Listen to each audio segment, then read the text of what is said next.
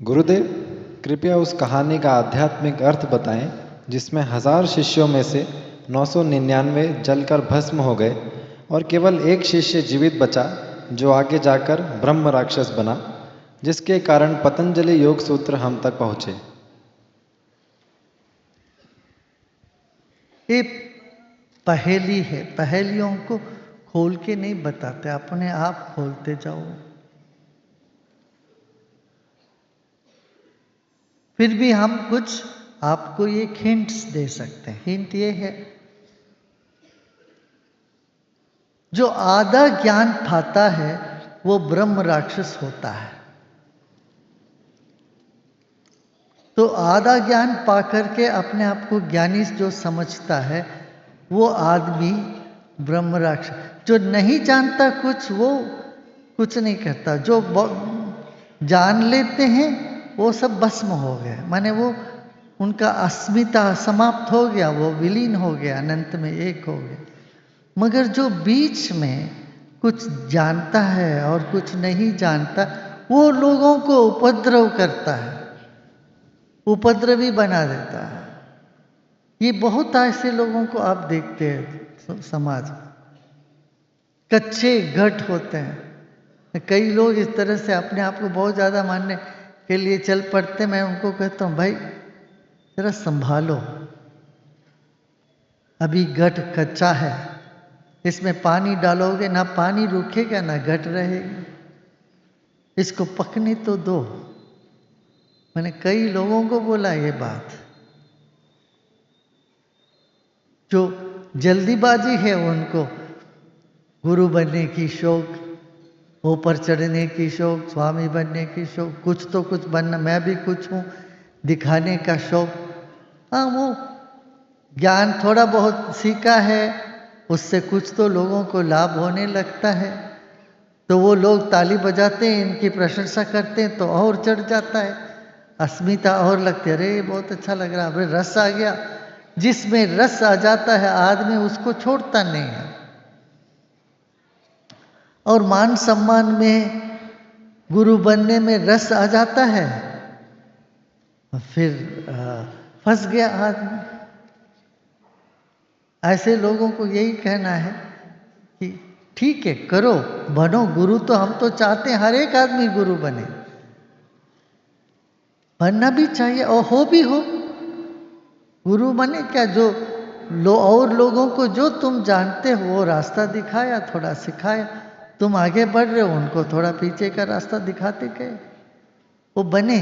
मगर उसमें बहुत ज़्यादा रस लेने लग जाते हैं तो फिर पतन का मार्ग खुल जाता है। भ्रष्ट योगी उन्हीं को कहते हैं, पथभ्रष्ट हो जाते हैं। तो वैसा ही है वो घट, अभी घट तो बना है, अभी कच्चा है, पका नहीं पूरा। तब उसमें पानी डालते हैं तो ना पानी ठहरेगी ना घट रह जाएगा, ये हालत हो रही है।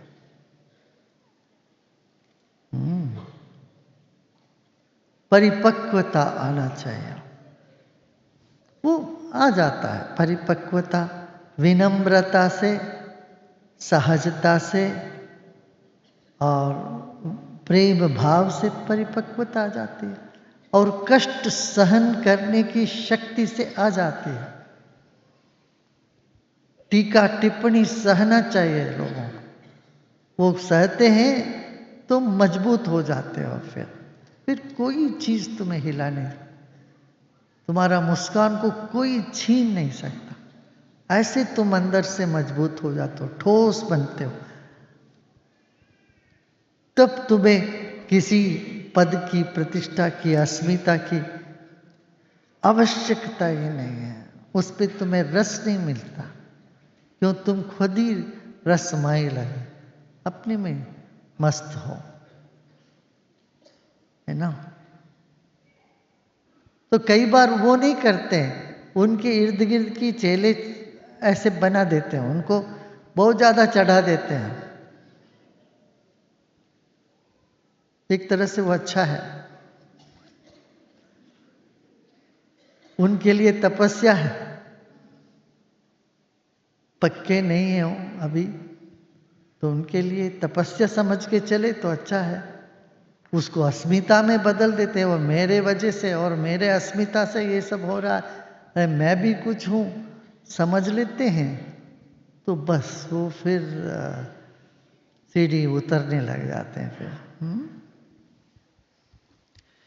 गुरुदेव, दृष्टा और अनुभवकर्ता एक ही हैं या अलग?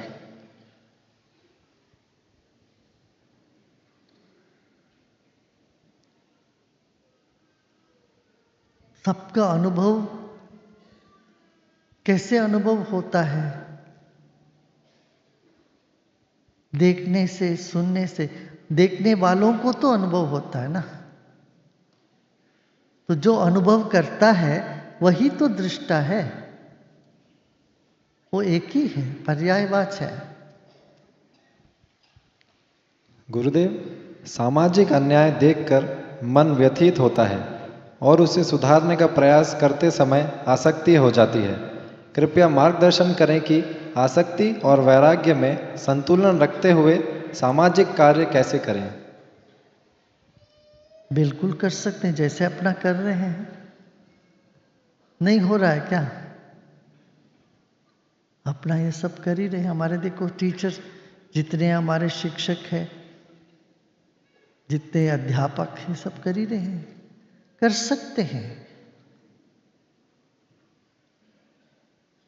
बार बार अंदर जाना चाहिए, संवारना है इसको। हनुमान जी को भी जब बहुत लंका लांदनी थी तो कहते बार बार रघुवीर संभारे, ज्ञान रस दंड युग। माने 20 मिनट का वो ध्यान लगाते थे बैठ के पत्थर में, अंतर्मुखी होते थे, अपने भीतर से राम से जुड़ते थे, फिर वो काम करने में सक्षम हो जाते थे। हनुमान जी के नाम मगन ध्यान रस दंड युग। और मन को मजबूत किया उससे। फिर हनुमान जी क्या बताओ, बार बार रघुवीर समार, तो ध्यान कर करके फिर वो अपना काम करते थे। ऐसे सामाजिक काम करें मगर उसमें अलिप्त ना हो जाए। सारा अन्याय को मिटाने का तुम्हारा काम नहीं, कर ही नहीं सकते हो, वो भगवान ही कर सकता है। तो अन्याय के विरोध में खड़े होना चाहिए, मगर इस विश्वास के साथ भगवान ठीक करेंगे इसको। कुछ काम हमसे भी करा देंगे, कुछ काम हमसे भी करवा लेंगे। ऐसे भाव में शरणागत होकर के, स्थिर होकर के, आध्यात्म को साथ में लेके सेवा करेगा, वो व्यक्ति सच में जीत जाएगा, उनको सफलता भी मिल जाएगा उसका।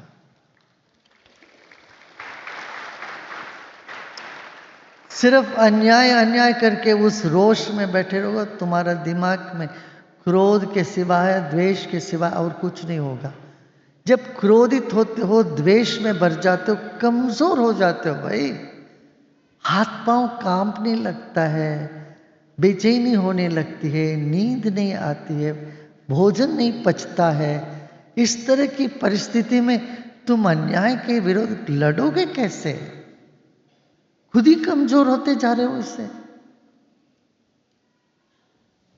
इसलिए ये भरोसा रखना बहुत आवश्यक है कि जो अन्याय कर रहा है तो उसको वो भुगतेगा, उसको जैसा करनी वैसा भरनी। ये बात तो पक्की है, इस पर तुम विश्वास करोगे।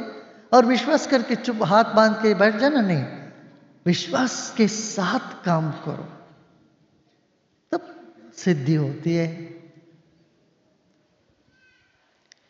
गुरुदेव, यदि कोई